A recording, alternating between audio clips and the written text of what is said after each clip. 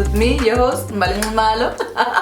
Yes, that is still a thing, guys. Even in 2021, I will still introduce myself exactly like that. Anyway, for those who don't know, this is your platform for all things business, fashion, and lifestyle, where I basically share with you small to medium enterprise business hacks and life hacks that have gotten me from where I was before in my life to where I am now, and that have sort of just helped me to be able to end up quitting my 8-to-5 job and going into business and living my best life overall.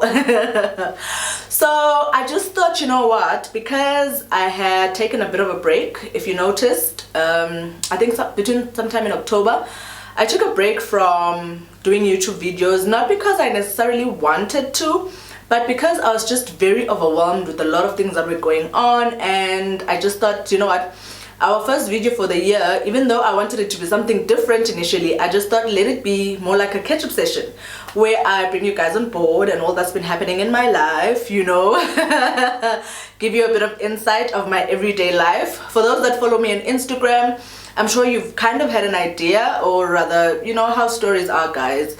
We share stories every day, we share content every day, so you can kind of think you know what's going on, but not necessarily. So I just thought, you know what, let's do a video that kind of wraps all that up and have a catch-up one-on-one session so that you guys don't just wonder what happened to me in 2020, you know. If you're new to our channel, thank you so much for stopping by. Please don't forget to hit the subscribe button and stay long enough to hit that like button and comment below and tell me what else you'd like to see on this channel.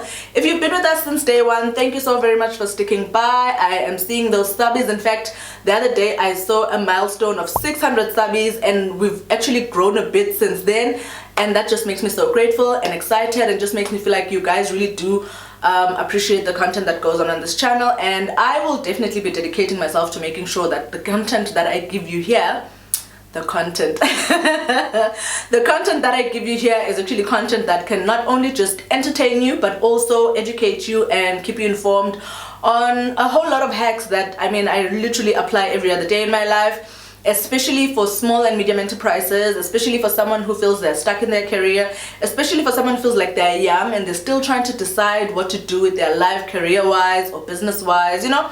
It's a lot. Like, it's going to be a jam-packed year, guys. I am ready. So this is more like a story time type of video, and like I said, I just wanted to share with you guys what's been going on in my life for the past couple of months. 2020 has been, I don't know, horrible, or was horrible for a better part of the year.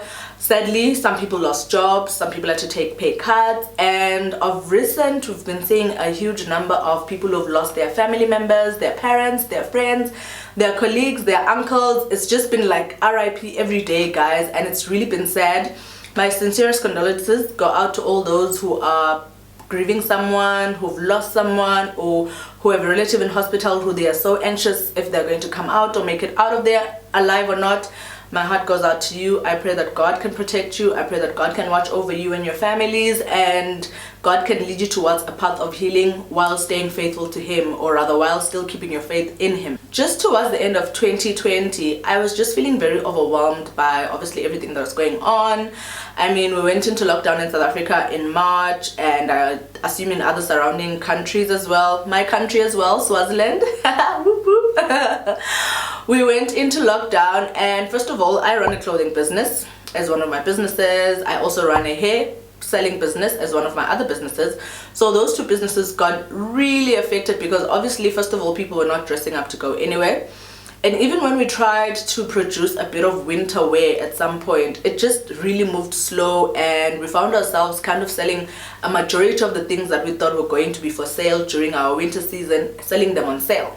And of course, the sale price basically means that you are making losses as a business, because when you do your profit margin, you've already incorporated the cost of making the garment. And therefore, if you need to now sell it at a lower price than that, or at a sale price, then obviously you're making losses, you know. However, with the introduction of masks and cloth masks, it was not necessarily all gloom and doom. However, we all know there's been people that have benefited more through the PPE system, you know, tenderpreneurs.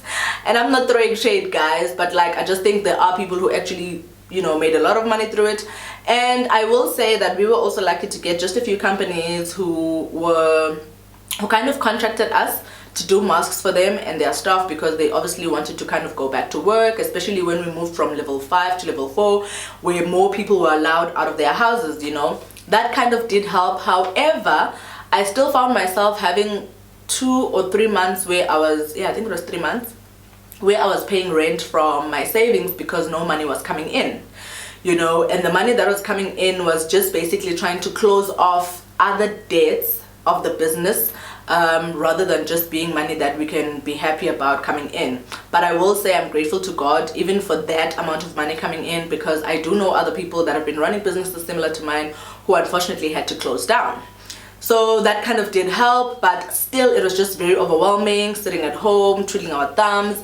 In fact, I actually started this channel in lockdown. I think my first video was aired in August, you know, because I'd just been sitting in the house being very anxious, which is uncommon for me, because if you know me, I'm very directful, you know, like I have a lot of direction and ambition and drive and positive energy. But just the lockdown was a lot, and I thought to myself, I needed to breathe and stop and reboot, you know. And then also my hair business didn't really do well, to a point where we had to kind of do like a sale thing as well, where we sold our hair at prices that quite honestly were basically our stock prices. Because with hair, especially good quality hair, if you're a small brand, you want to sell hair that is great quality but also not at exorbitant prices, because nobody knows you enough for you to be able to charge a high price, you know.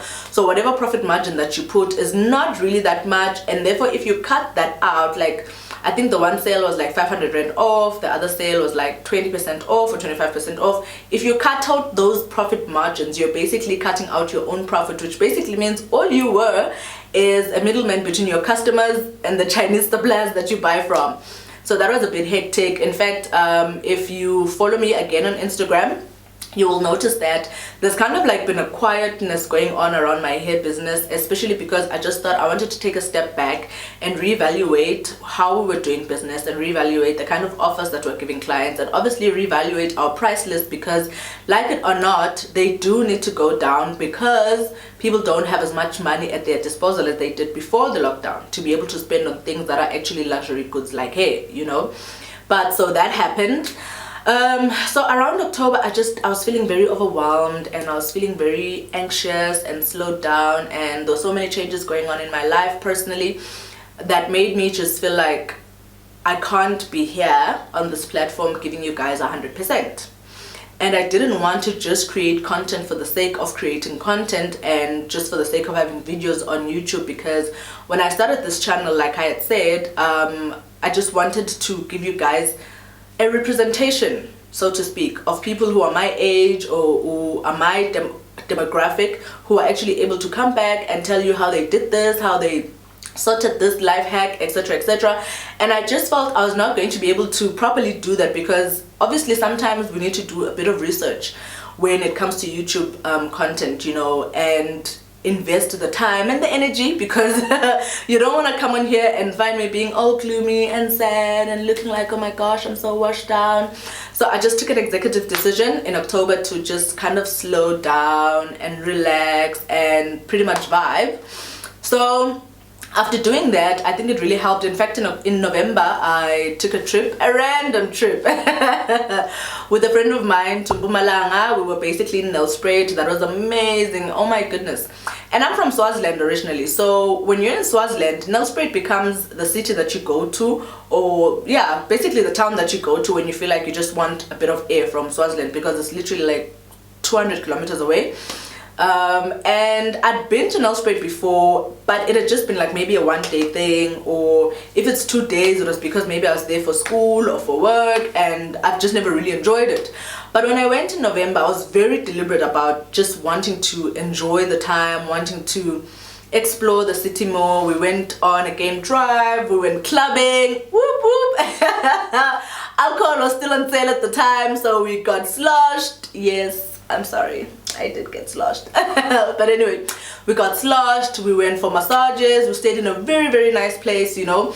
In fact, I still owe you guys a vlog on that, but again, it was just the kind of content that I made at the time where I wasn't really happy, you know. I wasn't really in a good space, and I just didn't want to sit in front of the camera and pretend I was being something that I was not. You know, it's very easy to detect authenticity, I think, in content. Just taking from my own experiences, when I watch other people's content, I can tell this person's being authentic, or they're just doing it for the gram, or they're doing it for YouTube, and I didn't want to be one of those channels that find themselves being like that. So yes, I owe you guys a vlog of Nelspruit. The exciting thing about Nelspruit was that I literally told myself I wanted to stay within a 5,000 rand budget. So that's basically accommodation, transport, which was my car. I drove by myself from Joburg to Nelspruit. I enjoy driving by myself, guys. If you've seen my Instagram stories, you will know I'm always singing in the car, I'm always dancing. Half the time, I just think people who see me in traffic or who I'm following in traffic, they look at my car through the window or through the mirror thing, and they're like, this bee must be crazy. Like, what the hell is going on in that car? Because I'm always singing and having the best time. So obviously a long distance trip after a very long time being indoors was exactly what I needed, and I really did enjoy it. So that was exciting and that was amazing. So I told myself that I was capping my Nelspruit budget to 5,000 rand, and I think we did a very good job with my good friend Debe. She's actually more like a sister, like, yeah, she's more like a sibling. You know, those people that you can never get rid of, even if they piss you off. Debe, sometimes you do piss me off. No, I'm kidding, really. We're crazy. So anyway, we kept our budget at 5,000 rand each, and I think that really went a long way. In fact, I am definitely sure we probably had change left over between fuel, accommodation, entertainment, the game drive, having breakfast, the massages, you know. So I'll be doing a vlog, or I'll be sharing a vlog one of these weeks of that, and I hope it can also help you guys to just know that it's not every day where you need to have a lot of money in order for you to be able to travel, or in order for you to have a good time. And sometimes, I mean, 5,000 rand for a middle class type of person is money that they can easily save. You know, it's money that we spend every day having lunch at Life Grand in Waterfall, you know, or shopping at Zara every other day. But if you sacrifice those purchases, or those random purchases, you can find yourself being able to afford a weekend away with a friend, or with a loved one, or with a boo, and just go and rewind, refresh, reboot, you know. So that's also going to be coming up. And then also around August last year, I went on a trip to Durban. I think it was just after the president opened up the economy. We went on a trip, and I just also want to be able to share that with you guys, sort of like Durban on a budget type of vlog, type of video. So look out for that one as well. And also, what else has been happening in my life? Oh yes, I think if you noticed, I'm in a new space. It's a space that we recently got towards the end of the year, and the idea is to turn it into an Airbnb, because unfortunately most hotels, especially the big ones, have had to close down because of the COVID-19 and the economy just going down the drain basically. And I know that currently it's a risk to take on Airbnb, but I just thought to myself, with the experience that I have with Airbnb and the fact that positively we are hoping to head towards a time where the economy opens up again, people are going to be traveling. There's also people who still feel like they are coming into the country but will not be able to stay where they used to stay before, because maybe the hotel that they liked is no longer operational. So Airbnb just felt like a very good idea. Plus also, I just generally think it's a good income stream. I will be honest though, there is a bit of a slowness that has happened with Airbnb. We have a property or a unit in Maboneng, and it's just the tenant that we had. Okay, initially when we got the unit at Maboneng, it was going to be for Airbnb, which worked for a while, but then we thought, you know what, let's put it up for long-term rental, which we did. Unfortunately, as of this month, which is January, we've since lost our tenant because she had to move out and move back home because unfortunately she lost her job. We did try though to be a bit understanding towards the end of last year, where she was not able to pay rent on time or pay it at all. But obviously, you know, it is what it is. At some point it just felt safer and obviously more relaxing and more, I don't know, it just made more sense for her to feel like she wants to go back home. So that happened, and that space is still open. We're in the process of getting an agent. We're in the process of getting an agent to hopefully get another tenant for us. So that happened. The most recent thing that happened is the fact that we bought a new car, and that was very exciting. If you know me, you know I'm a BMW girl, hashtag motorsport, hashtag sheer driving experience. So that was amazing. It's an M340i, which is really great, but oh guys, and we've literally had this car for a couple of days. The fuel consumption, I don't know how people who drive M's do it. Like, I'm just there like, hello, fuel consumption. But also our friends who have M cars have been very helpful to say this is what you can do, this is what you can try. And also just generally we need to get used to it, because I mean we did know what we were getting ourselves into. However, when you've been driving a diesel car like I have for a while now, fuel is not one of your problems. Like literally, if you want to save money on anything, buy a diesel car, guys. Like, I go on a full tank from Swaziland to here, and literally, I'm not even kidding, my fuel tank will just move from full to like the tip of like a quarter, and it's like, okay, now I have 3/4 left, which I obviously then tend to use for the rest of the week by the time I come back. But getting a supercar that chows fuel like crazy, because also you want to do pops and bangs, be a Rupa type of person, it's insane. Don't try this at home, it's crazy. But I am grateful for that, because I know that it's a car that we're going to enjoy. It's not ideally mine, but we all know the power of a praying woman.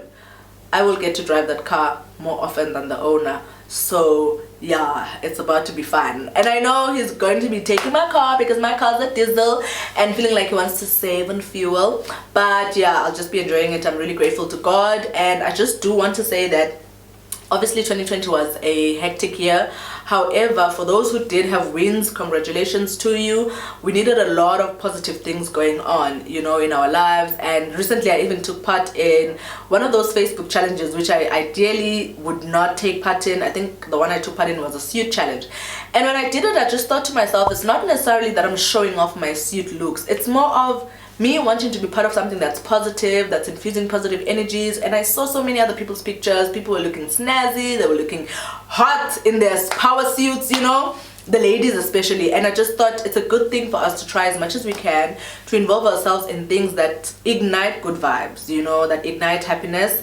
And yeah, man, so basically that's all I've been up to for the past couple of months, between October and now. And I look forward to actually hitting the ground running this year with the videos. And I will try, I know I've said this before, but I promise you guys, this year is going to be different. We're going to be more consistent. 2020 was just a horrible year that blew us out of the water. However, it's important for us to once again find center within ourselves, find center within our careers, our lives, our families, our loved ones. I think the most important thing right now is just staying alive, you know. Of recent, when people ask me, oh Mbali, how are you doing? My response is just basically, you know what, I'm grateful I'm alive, my friends are alive, my loved ones are alive. And yes, obviously we have a lot of other material things that are going on, but just the grace of being able to have a roof over my table, over my head, roof over my table, have a roof over my head, have food to put on my table. So if you've made it to the end of this video, thank you so much for sticking by. I hope that you found some sustainable information, or at least you've gotten to get to know me better just a bit more than you did last year. And yeah, please stay tuned and turn on your notifications, because the next video is going to be jam-packed with content. Like, you don't want to miss it. Like, again, it has to do with planning. In 2019, beginning of the year, we did a wellness event with some ladies in Swaziland, which I think was quite successful considering that it was our second event. But it just had to do with self-care and things that you can do towards your self-care. And one of the things that I presented about was preparing and creating a vision board for yourself. So that's basically what's going to be coming in the next week or so on this channel. So do turn on your notifications, and also please don't forget to hit that subscribe button, and don't forget to hit the like button so that our video continues getting so many views. And also please comment on the comment section and let me know what other content you'd like to see on this channel. Thank you so much for staying and sticking by, and I look forward to seeing you on the next episode, right? Cheers.